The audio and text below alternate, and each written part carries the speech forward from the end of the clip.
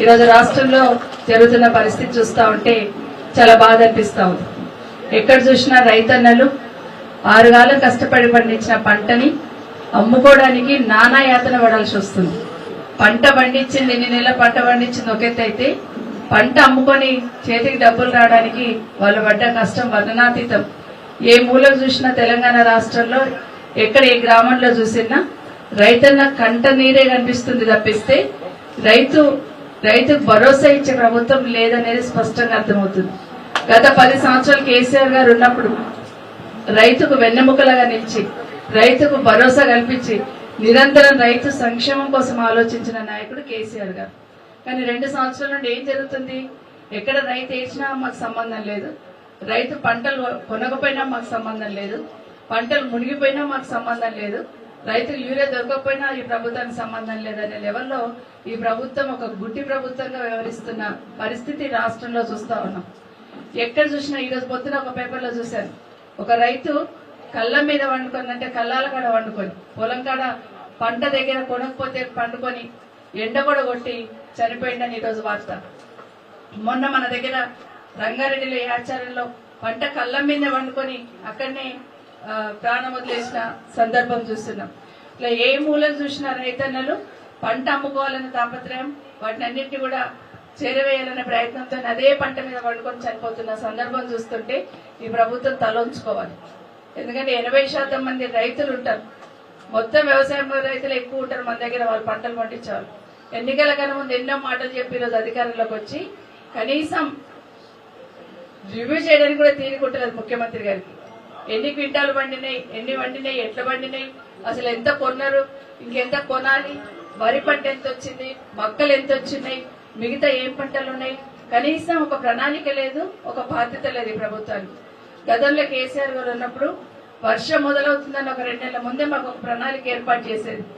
మంత్రులందరూ కూడా రైతుల సంబంధించిన ప్రణాళిక ఇంప్లిమెంట్ చేయడంలో అగ్రికల్చర్ మినిస్టర్ గారికి అయితే ఒక 2 నెలల ముందే చెప్పేవారు కేసీఆర్ గారు.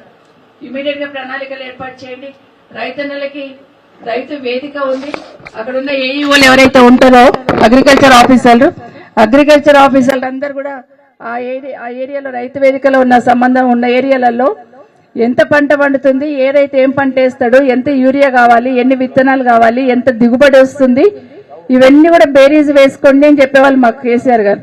కానీ ప్రభుత్వం వచ్చినాక అసలు ఆలోచనే లేదు, అసలు రైతుకి ఏం కావాలని ఆలోచన చేసే ప్రభుత్వం ఇది కాదనిపిస్తా ఉంది.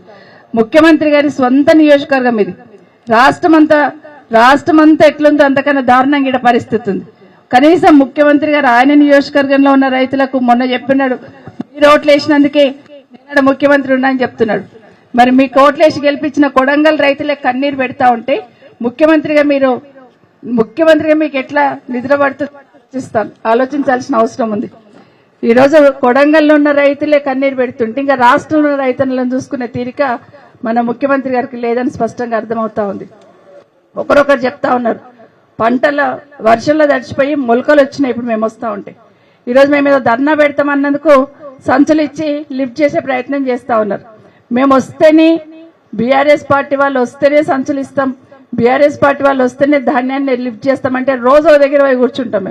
మాకు ఏమి ఇబ్బంది లేదు, రోజు ఒక దగ్గర కూర్చుంటాం. ముఖ్యమంత్రి గారు మేము వస్తేనే మీరు సంచులు ఇస్తామంటే, మేము వస్తేనే మీరు ధాన్యము కొంటామంటే మేమందరం కూడా ప్రతి దగ్గర ఒక్కొక్క కళ్ళం దగ్గర పోయి కూర్చుంటాం. బీఆర్ఎస్ పార్టీకి సంబంధించిన నాయకులం అందరం రైతుల కోసం అక్కడ వచ్చి కూర్చుంటాం. కనీసం అట్లనే లిఫ్ట్ చేయండి. ఈ రోజు మేము వస్తున్నామని తెలిసి ఈరోజు సంచులు ఇస్తా ఉన్నారు. ఇప్పుడు పక్క మండలంలో ఫోన్ చేశారు, అమ్మని వాడికి వచ్చినావు, మా ఎక్స్ ఎమ్మెల్యే గారు వచ్చిన నరేందర్ రెడ్డి గారు, నవీన్ రెడ్డి గారు వచ్చినారు, మీరు ముగ్గురు వచ్చినందుకనేమో సంచులు ఇచ్చిండ్రు, మాకు ఇంకా ఇస్తలేదు. దుద్యాలలో ఫోన్ చేసి మీరు రండమ్మా, మీరు వస్తేనే మళ్ళీ మాకు సంచులు ఇస్తారేమో అంటా ఉన్నారు. మొన్న వికారాబాద్ ఒక 4 రోజుల కింద పోయినప్పుడు ఆ ఊరికి పోతే తెల్లారి అక్కడ కొనుగోలు ఏర్పాటు చేసే ప్రయత్నం చేశారు, అప్పటివరకు చేయకుండా. ఇది ప్రభుత్వం బాధ్యత కదా, రైతులకు పండిన పంటను కొనాల్సిన బాధ్యత ప్రభుత్వానికి ఉందా లేదా, అసలు మీకు ప్రణాళిక ఏర్పాటు చేసుకొని కొనాలనే ఆలోచన చేస్తున్నారా లేదా? ఎంతో కొంత కొంటాం, కొన్న ట్యాగ్ చేస్తాం, కొనుగోలు కేంద్రాలు ఏర్పాటు చేస్తాం, సగం కొన్నట్టు కొంటాం, మిగతాది ఎటన్నా పోనీ అంటా ఉన్నారు. నేను చెప్తా ఉన్నాను కొడంగల్ రైతులందరికీ, రాష్ట్రం అంతా ఒకెత్త అయితే కొడంగల్ ఒకెత్త అనుకుంటాం కదా, కొడంగల్లో ఉన్న రైతన్నలందరూ మీ ధాన్యం కొనకపోతే ఒక వారం రోజులలో అంత ధాన్యం నింపుకపోయి ముఖ్యమంత్రి గారి క్యాంప్ ఆఫీస్ ఉంది కదా కొడంగల్లో, ఇంటి ముందర పోయండి, కనీసం ముఖ్యమంత్రి గారు ఎత్తుకుంటారేమో అక్కడ ఉన్నది. ఎందుకంటే నిజంగా రైతులు ఒకరొకరు ఏడుస్తా ఉన్నారు. సంచులు ఇవ్వండి అంటేనేమో ఒక్కొక్క సంచికి 50 రూపాయలు కలెక్ట్ చేస్తున్నారట. అంటే 100 సంచులు తీసుకోవాలంటే ఒక 5,000 కట్టాల్సి వస్తుందట. ఏడికెళ్తే వాళ్ళమ్మ, ఇక్కడ ఒక లేడీ ఇప్పుడు ఏడుస్తా ఉంది, ఏడికెళ్తే వాళ్ళమ్మ నాకు 200 బస్తాలు ఇవ్వమంటే 12,000 అడుగుతా ఉన్నారు. క్వింటాల్కి 13 కిలోలు తీసేస్తా ఉన్నారు. ఎవరికి చెప్పుకోవాలా, ఏం చేయాలని అడుగుతా ఉన్నారు. ఇప్పుడు ఇంకొక రైతన్న చెప్తా ఉన్నాడు, వేరుశనగకు సంబంధించింది పెద్ద స్కామ్ చేశారమ్మా. ఈడ ముఖ్యమంత్రి గారి నియోజకవర్గంలోనే ముఖ్యమంత్రి గారు ఉన్నారు ఇక్కడ అనే భయం లేకుండా ఇక్కడనే స్కామ్ జరిగితే రాష్ట్రం అంతా ఏం జరుగుతుంది? దయచేసి ఆలోచించమని కోరుతాను ఈ ప్రభుత్వాన్ని. యూరియా కావాలంటే యూరియాకి ఎంత ఇబ్బంది పడ్డామో పోయిన సంవత్సరం చూస్తున్నాం. కనీసం ఇప్పుడైనా యూరియా రెడీగా పెట్టుకోండి, రైతులకు ఇబ్బంది లేకుండా. గిన్ని ఎకరాలు పండుతుంది, గింత పంట పండుతుంది, పోయిన సంవత్సరం ఇంత యూరియా పట్టింది, ఇప్పుడు ఇంత యూరియా కావాలని ఎస్టిమేట్ చేసుకుని ముందే తీసుకొచ్చి పెట్టండి. కొంతమంది రైతులు ఏం చేసేవాళ్ళంటే సమ్మర్లో వాళ్ళకి పెట్టుకోవడానికి స్థలం ఉండుంటే సమ్మర్లోనే కొంత యూరియా కొని పెట్టుకునే వాళ్ళు వ్యవసాయానికి సంబంధించి. ఇది ఇప్పుడు కాదు, నేను చిన్నప్పటి నుండి చూస్తా ఉన్నా. మా నాన్న గాని మా మామ గాని వ్యవసాయం చేస్తారు. ముందు వాళ్ళకి ఎరువు తెచ్చుకోవాలంటే పక్క ఊరికి తెచ్చుకోవాలి కాబట్టి ఓ నెల ముందే ఎండాకాలంలో తెచ్చి పెట్టుకునే వాళ్ళు, పెట్టుకోవడానికి ఉంటుందని. అట్లా తీసుకుందామంటే కూడా బ్యాన్ పెట్టేస్తున్నారు. ఇంకోటి ఏంటంటే కూరగాయలు పండిస్తూ ఉంటారు హైదరాబాద్ చుట్టుపక్కల, అక్కడ కూరగాయలకు వేస్తూ ఉంటారు యూరియా. మొన్న ఒక రైతు ఫోన్ చేసి చెప్తున్నాడు, యూరియా కావాలి మా పంటలకు వేసుకునే కూరగాయల కంటే యూరియా ఇవ్వరట్టమా, బంద్ పెట్టున్నారని. ఇక్కడ ఇట్లా ఉంటే సెంట్రల్ గవర్నమెంట్ కేంద్రంలో మోడీ గారి ప్రభుత్వం ఎరువుల ధరలు పెంచేసింది. ఒక్కొక్క బస్తా మీద 300-350 రూపాయలు పెంచేస్తున్నారు. ఇక్కడ ఈయన పెంచేస్తున్నాడు, ఇక్కడ ఈయన గుంటలేడు, అక్కడ ఆయన పెంచేస్తా ఉన్నాడు. పోనీ రైతు బంధు సంబంధించిన సరిగ్గా వేస్తాడంటే కేసీఆర్ గారు ఉన్నప్పుడు టంచంగా అకౌంట్లలో పడుతుండే రైతు బంధు. ప్రతి ఏడాది 2 సార్లు ఎకరాకి 5,000 చొప్పున 10,000 ఖచ్చితంగా రైతు అకౌంట్ లో పడేది. కానీ ఈ ప్రభుత్వం వచ్చినాక ఏమైంది? ఎంపీ ఎలక్షన్స్ వస్తే ఒకసారి పడతాయి, ఎమ్మెల్యే మన సర్పంచ్ ఎలక్షన్స్ వస్తే మళ్ళీ ఒకసారి వేస్తాడు, లేదా కేటీఆర్ ఏమైనా ధర్నా చేస్తే ఓనికి పోతే ఆడొకసారి వేస్తాడు. ఎట్లయిపోయిందంటే రైతులకు నోరు లేదు, రైతులు ఏం చేస్తారులే, రైతులకు వేసినా ఒకటే వేయకున్నా ఒకటే, వాళ్ళని అడగపోతే ఎవరు పట్టించుకుంటున్న లెవెల్లో ఈ ముఖ్యమంత్రి గారు ఈ ప్రభుత్వం ఆలోచిస్తుంది. కానీ ఒక్కటి గుర్తుపెట్టుకోవాలి, రైతు బంధువుగా రైతు కోసం నిరంతరం ఆలోచించిన కేసీఆర్ గారి పార్టీ బీఆర్ఎస్ పార్టీ రైతులకు అండగా ఉంటుంది. మీరు కొనకపోతే మీ వెంట ఉంటాం, మీ వెంట పడతాం. ఖచ్చితంగా రైతులకు సంబంధించిన ధాన్యం కొనాలి. రేపు భవిష్యత్తులో కూడా మళ్ళీ సమస్య లేకుండా రైతు బంధుకు సంబంధించి రైతు భరోసాని కేసీఆర్ గారు 10,000 ఇస్తున్నాడు, నేను వస్తే 15,000 ఇస్తున్నారు. ఎక్కడ పోయిందండి ముఖ్యమంత్రి గారు? వేరే వాటికేమో డబ్బులు ఉంటాయి, రైతు బంధుకి వేయడానికి మాత్రం డబ్బులు ఉండవు. ఒక్క ఎకరాకేసి రైతు బంధు వేసినామని గొప్ప చెప్పుకుంటా ఉన్నారు. రుణమాఫీ కూడా రైతులందరూ గుర్తుంటుంది. రుణమాఫీ కూడా మొత్తం రాష్ట్రంలో ఈ ప్రభుత్వం వచ్చినాక రైతులకు రుణమాఫీ చేయాలంటే ముఖ్యమంత్రి గారే స్వయంగా 40,000 కోట్లు కావాలని చెప్పినాడు. మరి 40,000 కోట్లకి వెళ్ళి 30,000 కోట్లకు వచ్చారు. 30,000 కోట్లకి వెళ్ళి లాస్ట్ 18,000 కోట్లు మాఫీ చేసినామని చెప్తా ఉన్నారు. అదే కేసీఆర్ గారు ఉన్నప్పుడు 2 సార్లు 2 విడతల 30,000 కోట్లు ఎక్కడ ఇబ్బంది కాకుండా రుణమాఫీ చేసిన సందర్భం ఒకసారి గుర్తు చేస్తా ఉన్నాను.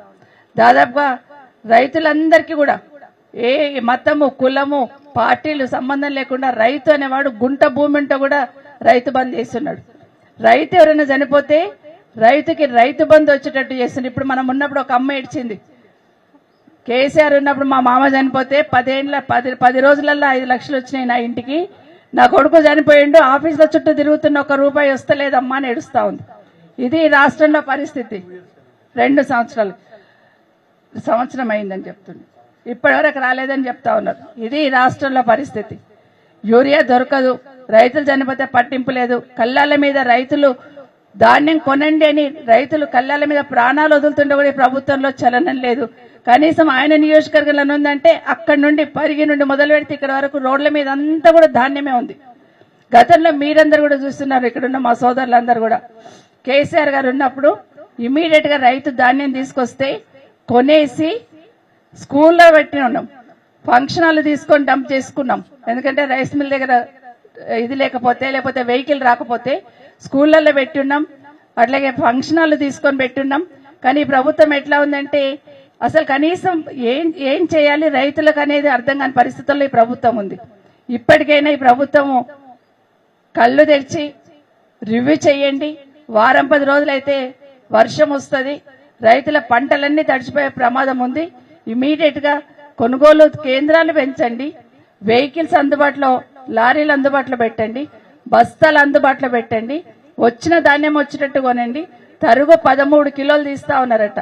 ఆ 13 కిలోలు తీయకుండా రైతుకు నష్టం కాకుండా చూడాల్సిన బాధ్యత ఈ ప్రభుత్వం మీద ఉంది. పోయినసారి సన్నాలకి ఖచ్చితంగా ఆ బోనస్ ఇస్తామన్నారు 500. ఇప్పటి వరకు ఎవరికి బోనస్ ఇచ్చిన సందర్భం లేదు. లాస్ట్ వర్షాకాలంలో వికారాబాద్ ఏరియాలో చాలా వరకు పంటలు మునిగిపోయి పంట నష్టం జరిగింది. ఇమీడియట్ గా వెంటనే రైతులకు ఏదో నమ్మబలికేటట్టు ఎన్ని ఎకరాలు మునిగిపోయింది అనేది మొత్తం వికారాబాద్ లో లిస్టు చేసి ప్రభుత్వానికి పంపించారు. అది అక్కడే ఉంది, రైతులు ఇక్కడే. ఒక నయా పైసా కూడా రైతులకి నష్టపరిహారం ఇచ్చిన సందర్భం లేదు. ఇది ప్రభుత్వం చేస్తున్న నిర్వాహకం అని తెలియజేసుకుంటే, ఇప్పటికైనా ఈ ప్రభుత్వం ఇమీడియట్ గా ఊరికే మంత్రులందరూ కూడా ప్రతి జిల్లాలో తిరుగుతామంటున్నారు కదా, తిరగండి. ప్రతి మంత్రి కళ్ళం దగ్గరికి వెళ్ళండి, ఖచ్చితంగా ఏం జరుగుతుందో మీ జిల్లాలో చూడండి, ఎక్కడెక్కడ ఉన్నాయి, ఎక్కడెక్కడ ఆగిపోయినాయో చూడండి. ఇప్పటికీ ప్రాణాలు పోతున్నాయి రైతుల ప్రాణాలు పోతున్నాయంటే రైతుల ప్రాణాలు తీసుకుని ప్రభుత్వం నిజంగానే తల వంచుకోవాలి. ప్రజాపాలన అంటే ఇదేనా? రైతులు ప్రాణం పోతుంటే కూడా కనీసం పట్టించుకోలేని గుడ్డి ప్రభుత్వం ఇక్కడ ఉందనేది స్పష్టంగా అర్థమవుతుందని తెలియజేసుకుంటూ, మరొకసారి రైతులందరూ కూడా ధైర్యంగా ఉండండి, పోరాటం చేద్దాం. మీ చివరి గింజ కొనే వరకు రైతుల వెంబడి బీఆర్ఎస్ పార్టీ ఉంటుంది. మీ చివరి గింజ కొనే వరకు ఈ ప్రభుత్వాన్ని కూడా వదిలిపెట్టమని తెలియజేసుకుంటున్నా. జై తెలంగాణ, జై కేసీఆర్.